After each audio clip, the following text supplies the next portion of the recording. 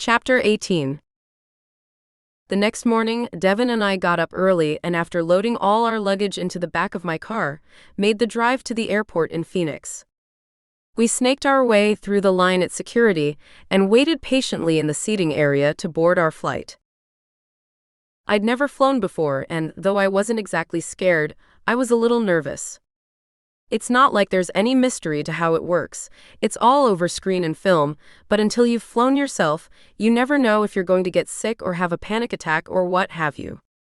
So my nervousness was understandable, at least in my mind. I turned and looked at Devon. He was sitting next to me, calmly waiting for our flight to board. "You've flown before, right?" "Yeah," he responded without looking up from the game he was playing on his PCD. "We flew a lot with the Army. You get used to it quick. I just hope I don't get sick on the plane." "Do you get sick at the county fair?" "The county fair is a big deal in Safford, everyone goes." "Not since I was a kid and learned not to gorge myself on sugar, and then get on the rides." "Then you'll be fine, as long as you don't gorge yourself on sugar, then get on the plane." He never looked up from the game. "You're sure?" "Positive." He looked at me. "Look, takeoff is like the gravitron. You get pushed back into your seat as we speed up and gain altitude. Landing's like the end of a good roller coaster, a little swift on the slowdown, but nothing to upset your stomach." "What about turbulence?" I asked. "You ever ride those spaceship rides they would sometimes bring to the fair? The ones where they load a bunch of people into a compartment and you watch a movie while it bounces around like a truck over a rough road? That's what turbulence is like." "Why not just the truck? Why is it like the ride?" "Because with a truck, you can see what's coming, whereas with the ride, you're distracted. You're so busy watching the screen, you have no clue what's coming. It's more the surprise of the movement than how much you're really moving that gets you." "I guess I can see that." I sat back in my seat and kept waiting, still a little nervous but somehow comforted. I was surprised when Devon reached over and laid one hand over mine where it rested on my leg. He leaned over and whispered in my ear. "You'll be fine, I promise." "I know," I replied. "It's just that I've never been on a plane when it left the ground before." "But you've been on a plane?" "Yeah. Years ago, my folks took us all to Tucson to the Air and Space Museum. We got to see a lot of planes. They even have an old Air Force One plane that you can climb up into and tour. We all loved it. My parents took us over there as kids too. To a little boy obsessed with flying, it was the neatest thing in the world." "You were obsessed with flying as a kid?" I was intrigued. "For a little while. It was in between my obsession with being Superman and the month I was determined I was going to be an archaeologist. My parents were glad to see the archaeologist phase pass. They were tired of me digging holes all over the yard looking for fossils." He chuckled. "How are things with your family now?" I was thankful for the distraction that talking about his family gave me. "Good. I still don't talk to my brother or sister much, but at least I don't feel like the skeleton in the closet anymore." "I still don't think that wasn't them, it was how you were afraid they felt." Looking back on things now, I can see that you might be right. But at the time, that was a hard delineation to make. "I know. It's always harder to see things objectively when you're in the middle of them." I turned my hand over and laced my fingers with his. "I'm glad you feel better about your parents though. I'm glad you've got the chance to rebuild that relationship." "We're working on it. We'll probably never have the relationship that you and your folks have, but at least we can have something more than we've had for the last 10 years. I let the subject drop, not sure what else to say. I wish he could have the kind of relationship with his parents that I have with mine, but I knew I couldn't give it to him. All I could do was be there for him. We sat in silence for a few more minutes before they announced boarding for our flight. Since it was assigned seating, we still had to wait until they seated our section to load, but we gathered up our things so when they did, we would be ready. When our section was announced, we joined the line and slowly made our way onto the plane, shuffling along until we found our seats. I stepped into the row, letting Devon store our larger carry-on bags in the overhead compartment, while I stashed the smaller bags under the seats in front of us. Once all our bags were put away, we both took our seats. I had the window, and Devon was beside me, with an empty seat between him and the aisle. Looking around, I tried to get familiar with my surroundings while we waited for the rest of the plane to board. Looking out the small oval window, I found that I was seated right in front of the wing. The opening provided me with a clear view of the terminal we'd just left, as well as the tarmac around the plane. There were several people moving around beneath us, getting the plane fueled, the luggage loaded, and the galley restocked so we could take off. "How long's our flight again?" I turned back to Devon and asked. Devon pulled the ticket stubs out of his shirt pocket and checked them. "Phoenix to Seattle, 3 hours 15 minutes. All right. We should be setting down just before lunchtime, right? Yeah, are you hungry? We could have picked up something in the gift shop." "No. I'm fine for now, but I'll be ready to eat when we get there." He nodded and started playing his game again, while I went back to watching out the window until the plane was ready to go. Before long, the flight attendant asked that all electronics be turned off and secured for takeoff, and the plane backed away from the terminal. I watched out the small window as the building moved away from us, and we moved out onto the runway. After a few minutes of waiting our turn, it was time for takeoff. I watched the world outside speed by, faster than it ever had in a car or on a motorcycle, and I gripped my armrest tightly as the plane started to tilt, the front wheels lifting off the ground. I felt Devon's hand cover mine, and looked over at him with a tight smile. He smiled back and I released the armrest to hold his hand. It was a few minutes before the pressure that held me to the seat started to relax, and a few minutes later the plane leveled off as it reached altitude. I released Devon's hand for a moment, flexing some of the tension from my hands and neck before laying my hand back in his. "See?" He smiled at me. "That wasn't so bad." "No, it wasn't." I smiled back. "Now we just have to make it back down safely." He leaned over and placed a soft kiss on the top of my nose. "Don't think about it." "All right, then let's talk about something else." "Like what?" "When do we meet with the Aniquitos?" I wanted to know. I wasn't worried about being overheard. The titles would mean nothing to most humans. Devon had collected all the details from Bill, and I had been so concerned with other things I hadn't worried about them. "Tomorrow morning. We have an appointment at his office." "So we don't have any plans this afternoon?" "Just getting our car, checking into our hotel and settling in." "And food," I reminded him. "And food." He agreed, his eyes glittering with amusement. "Do you want to find something to do? Something to see?" "We could go to the Space Needle if you like," he suggested. "You ride an elevator to the top and there's a scenic outlook. There's a 365-degree view of Seattle. I think there's a restaurant there too. I'll have to check, but we could go up there and eat, maybe enjoy the view during the day, and then get to see all the city's lights too." "That sounds nice." I leaned over and laid my head against his shoulder, wishing I could snuggle a little closer to him, but the armrest was in the way. "Here." Devon pulled away a moment, indicating I should lean away too.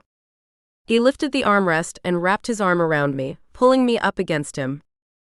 I leaned against him, breathing in his scent, and letting the sense of peace he brought wash over me. "We woke up early and didn't get a lot of sleep last night. Why don't you see if you can catch a nap before we land?" he suggested. "What about you?" I asked.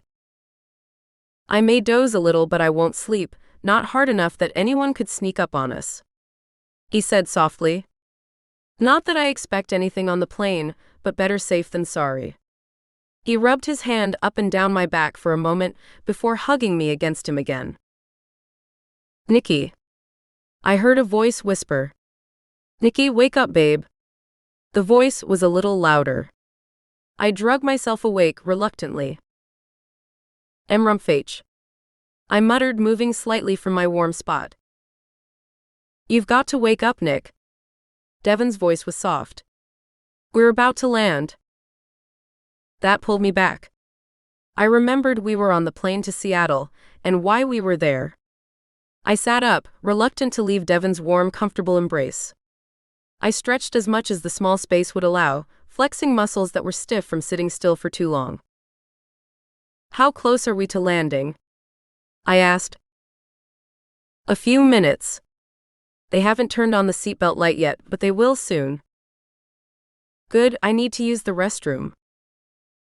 I thought you might, that's why I woke you a little early. I'll be right back. I unbuckled my seatbelt and stood, slipping past his knees and the empty seat beside him as I made my way out into the aisle and toward the restroom at the rear of the plane. I returned to my seat and sat down as the pilot announced that we were about to begin our descent into Seattle, and asked everyone to make sure their seatbelts were secured. I buckled myself in and leaned back. I tilted my head back until the top rested against the seat and closed my eyes. I took a deep breath and let it out slowly, willing my body to relax against the seat. Devon picked up my hand where it was laying between us on the seat and held it. I opened my eyes and turned toward him, giving him a small smile. Watch. He nodded toward the window beside me. I turned and looked out the tiny window. I saw a lot of green below us. It looked like the earth had cracked and split and that water had filled the wound. Most of the signs of civilization seemed to surround the edges of the water. I thought you said Seattle was on the ocean? I looked to Devon briefly before turning back to the window. No, I said it's on the water. Seattle's on Puget Sound. Ah.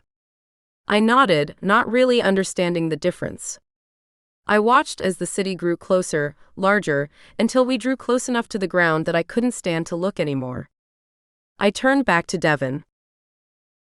So, we have a meeting tomorrow morning, then what? I need to call Baker tonight and let him know we're in town.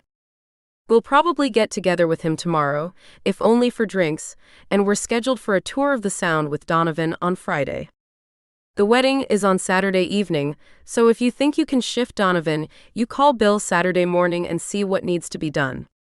He spoke barely above a whisper, knowing I would be able to hear him fine, but that no human would. I thought about it for a second. So we get settled in tonight, and maybe dinner on top of the Space Needle? That's all for tonight? Yep, that's all for tonight. Good. I let my head fall back against the back of the seat. What's up?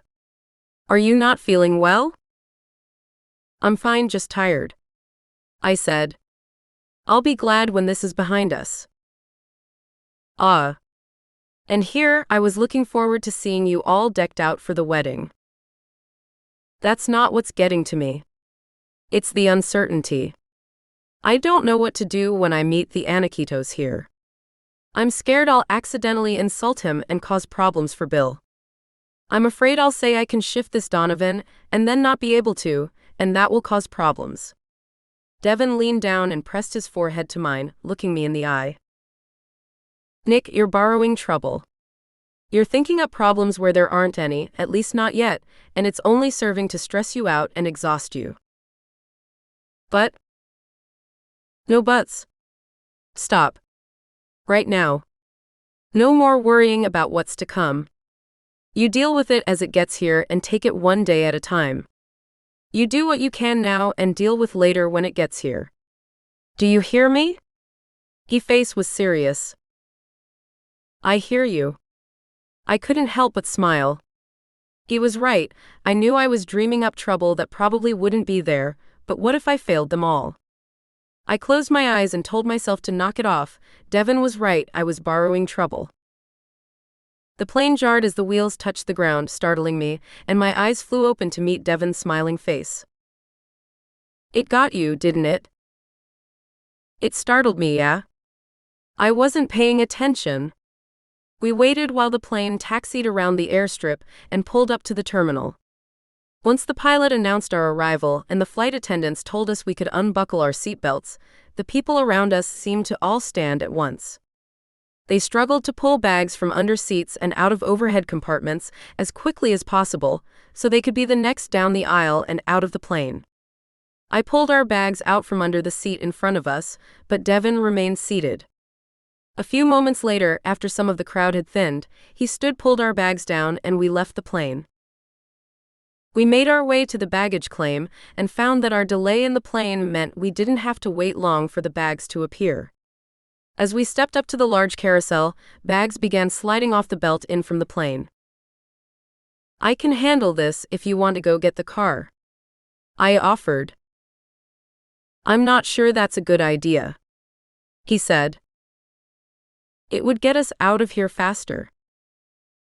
"I don't mind. I'd rather stay here with you, especially in an unfamiliar city. I don't want to leave you alone." I remembered that part of the reason he was there was as my bodyguard, and I let it go. "All right." We pulled our bags off the metal belt as they reached us, then together we made our way to the car rental counter. I took only a few minutes to complete the paperwork and pick up the keys for the car, then we were soon on our way to the hotel. Devon was unwilling to leave me alone even long enough to check into the hotel while I unloaded the car, so we took our bags and walked in together. I stood in the middle of the lobby and admired the beautiful room while I waited for him to go to the front desk and get our keys. It was a nice hotel, all glass and light, and I wondered what the room would be like. A hand touched my arm and I jumped, startled. I turned and found Devon standing beside me. "You need to pay more attention to who's around you," he chastised. "You are," I said easily. I was admiring the lobby. "You were keeping me safe." Devon sighed and shook his head. "I've got our keys, let's go up to the room and drop off our bags." "All right." I followed his lead to the elevators along the back wall. We stepped inside and he hit the button for the 19th floor. "How far are we from the Space Needle?" I asked as the doors closed and the elevator started moving. "They said it's about a 15-minute walk from here." He flipped through the paperwork he'd picked up at the desk. He moved a page to the top, revealing a map, the route to the Space Needle marked clearly in red. "That's not too far, and we'd probably spend at least that long looking for parking, then have to walk half that distance anyway." Devon nodded. "That's about my take." The elevator slowed as a bell chimed. Stepping out of the elevator, I looked around and found that there were only a few rooms on the floor. Devon glanced at the number on the paperwork in his hand and led me to a door to one side of the small hallway. He slid the plastic keycard through the reader on the door and pushed the door open, stepped inside, before holding the door open for me. I followed him inside and stopped, blown away by the room. "Bill got us a suite?" "I guess he decided that since it's likely Alexis and Caden will be joining us, it's easier to have one big room," he said. I left the bags sitting next to the door and wandered through the huge suite. "This place is bigger than my apartment." I was amazed. There were 2 full bedrooms, each with its own bath, plus sitting and dining areas in the common room. I don't even want to guess how much this is a night. Devon sat in one of the chairs across the seating area and grinned, watching me wander through the entire suite, then sit across from him. "Pick a room and I'll put our luggage away," he said. I gasped, pretending shock. "You mean I don't get a room to myself? You're gonna make me share?" I grinned, teasing. "Well, if you really want. I can sleep out here." He lifted one brow at me, challenging me to say I didn't want him in my bed. I laughed, unable to continue the pretense any longer. "That one." I pointed to one room. He pushed out the chair and put the luggage in the room. "Why this one?" he asked, coming out of the room. The color, I replied. I just like the green tones better than the pale purples in the other one. I sat on the sofa, I dropped my head back, and spread my arms along the back of the sofa on either side of me. I was enjoying having plenty of space after being in the crowded airplane all morning. Do you want to freshen up, maybe change, or are you ready to go?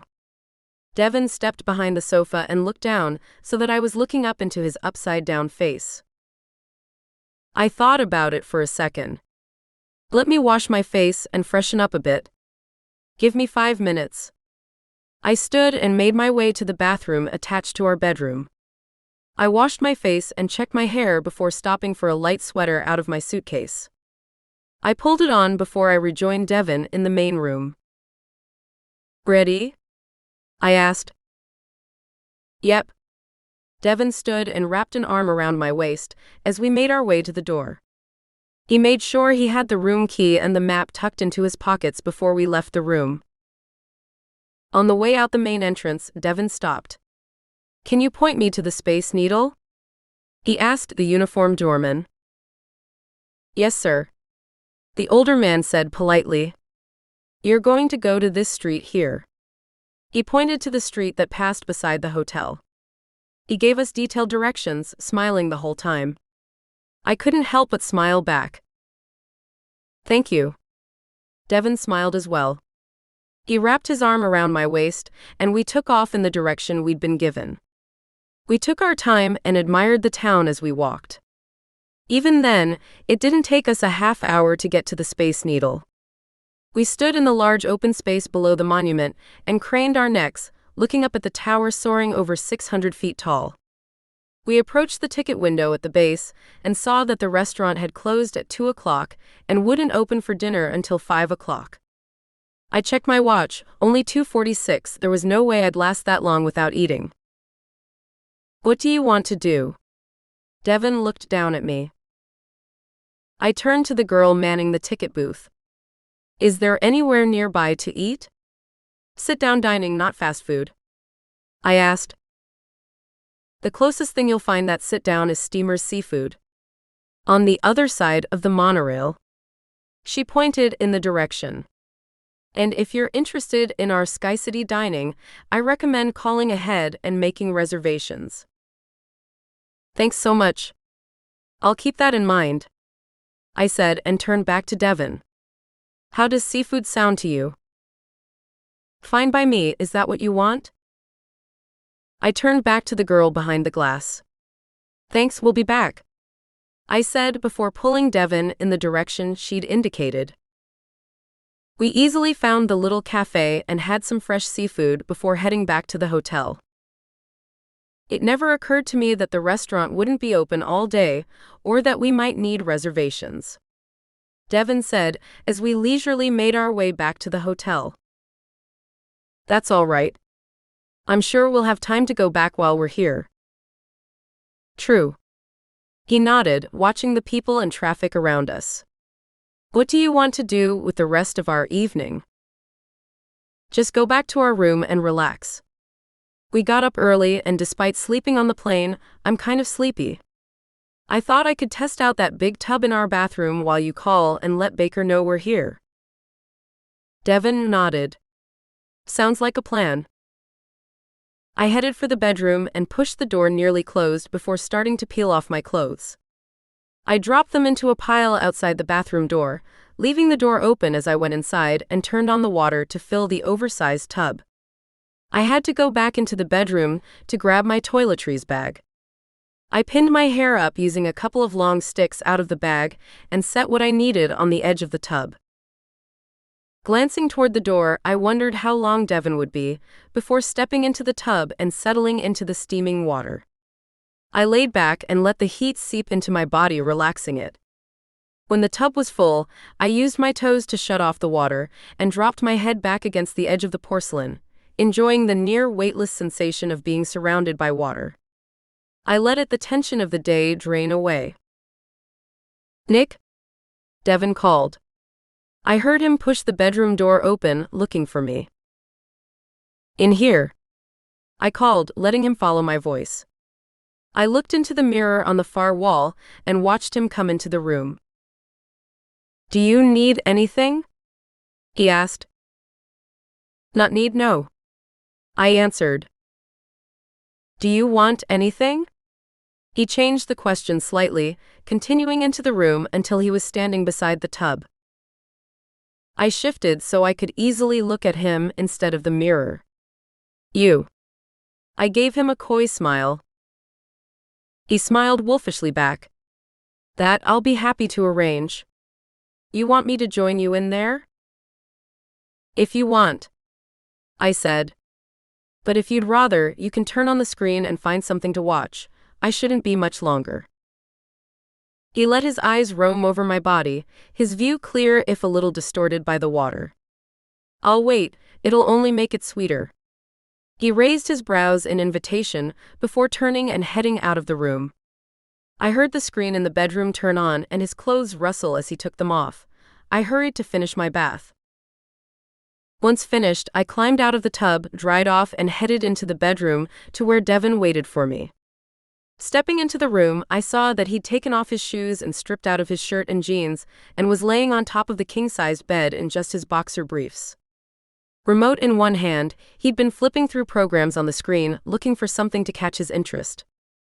My movement caught his eye and his gaze flicked to me, then back to the screen briefly before coming to rest on me again. He seemed to forget the screen was on as I approached the bed. I let my eyes roam his body, down his well-toned chest to his taut abs, over his narrow hips and his muscular thighs. He'd kept up with the fitness training after he'd left the army, and it showed. I approached the bed slowly, letting lust fill my eyes as they rose to meet his. I saw his eyes dip as he admired me with the same attention to detail that I'd given him. His gaze rose again and met mine, the heat smoldering in them only serving to inflame me more. Devon swung his legs over the side of the bed, sitting up as he turned. I stepped between his knees and placed a soft kiss against his lips. I ran my hands through his loose, shaggy hair, pulling it away from his face as I kissed him again, coaxing his lips apart with mine. His hands came up to rest on my hips as I explored his mouth. He broke the kiss, sliding his mouth down my neck to nibble along my collarbone. I straightened slightly, letting him move his mouth over my body as he chose. My hands dropped to his shoulders and slid over the muscles there as I lost myself in the moment. I gasped as his mouth closed over one nipple, the sudden warmth surprising me. He wrapped one arm around my waist, pulling me against him. Devon played his tongue over and around the nipple, drawing the tip into a hard bead with the heat and attention of his mouth. I dropped my head back and moaned softly at the intense sensations when he switched breasts, giving the other the same treatment. My hands found their way back to his hair, pulling his head tighter against me, almost as if I were afraid he would stop. Devon played his other hand up and down over my body like a feather, softly touching here and there. First my back, then over my thighs, never staying long or giving more than the lightest of touches. He teased me with bits of sensation, confused my senses until I was eager for more. "Dev," I gasped, digging my fingers into his shoulders once more. "What, babe?" "You're making me crazy." I could barely get the words out. He pulled back far enough to grin at me. "That's the point." He twisted, taking me with him. He rolled me off my feet and onto my back. I laid on the bed with him on his knees over me. "Slide up." I wiggled until my body was entirely on the bed, lying across it. Devon took my arms and lifted them over my head. "Keep them there," he commanded. I nodded, eager for whatever he had in mind. He bent over me again, his mouth meeting mine for a brief, hard kiss before he broke away. He slid his hands over my skin, softly here, a little more pressure there, touching, teasing, tormenting as he moved down my body. He stopped for a moment when he reached my breasts. He cupped a mound in each hand, kneading the soft flesh as he flicked his thumbs over the beaded nipples, eliciting a soft whimper from the back of my throat. Unable to stop myself, I arched my back, pushing myself more firmly into his hands as I silently begged for more. All too soon, he moved away, sliding farther down my body, his hands skimmed over the outside of my hips and down my legs until he reached my ankles. He drew abstract designs up the sensitive skin on the inside of my calves and thighs with the tips of his fingers. Slowly, maddeningly, he worked his way up my legs, gently parting them as he went. He moved to kneel between my open calves as he continued to tease his way up my thighs. When he reached the apex of my thighs, he bent low, blowing softly on the smooth, bare skin. The feathering of his breath against the hot moisture leaking from me sent a chill up my spine. It echoed up my body until I let out a moan as a shudder shook my body. I looked down at his face and saw the heat in his eyes as he looked back at me. He skimmed his fingers up the inside of my thigh, only to move over my hip and side until he once again cupped my breast, making the heat on my core even hotter. Without warning, Devon ran his tongue up the length of my slit, pushing me open as he went. When he reached the top, he circled the hard nub with the tip of his tongue, then flicked it softly back and forth, making my hips jump and strain for more. He pulled the small bundle of nerves into his mouth, sucking hard and rubbing his tongue over it, sending the waiting orgasm crashing over me. My body clenched and shuddered as I struggled to breathe. Devon backed off slightly, releasing my clit from his mouth and watching me come. Once the peak had started to recede, he continued his attentions, sliding 2 fingers deep inside me. He worked them in and out gently as he flicked his tongue over my clit again, pushing another wave of intense pleasure through my body. Devon. More. I cried out, desperate for him. What? He asked. What do you want? You have to say it. I want you. Inside me. Now. I gasped. I am inside you, he said, curling the fingers still buried deep inside me, flicking them over my G-spot and sending another wave of pleasure through me. Fuck me now. I almost snarled, my voice deep and raspy from the pleasure. If you're sure.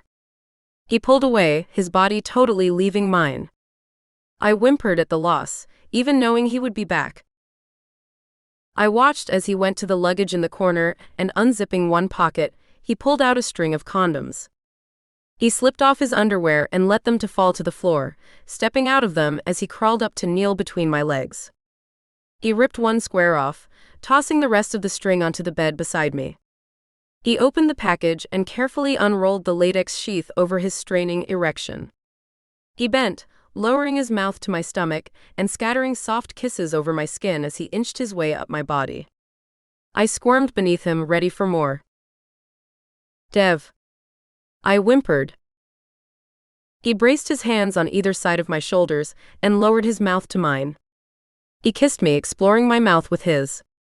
I felt the tip of him line up with my opening, and I wrapped my legs around his waist.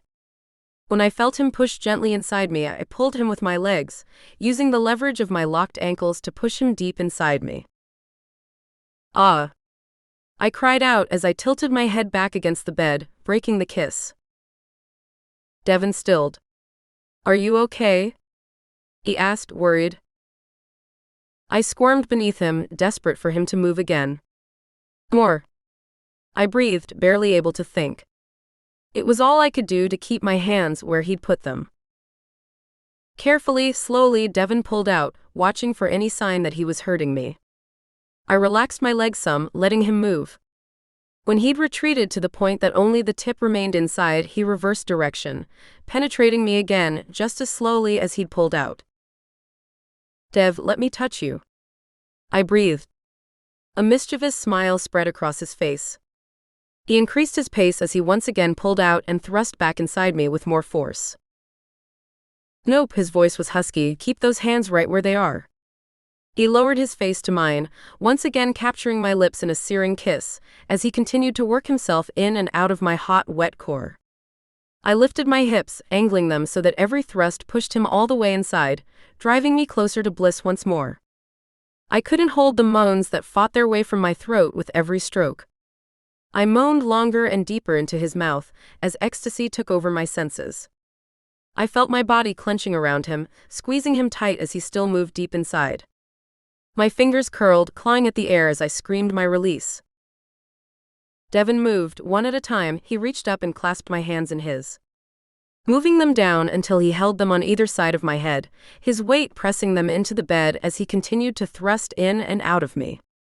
Faster, harder. I gripped his hands in mine, my nails digging into his hands as another wave of pleasure washed over me. Dev. I screamed, unable to hold it back any longer. He thrust hard a few more strokes and I felt his body jerk inside me. He shouted as he came, lowering himself over me.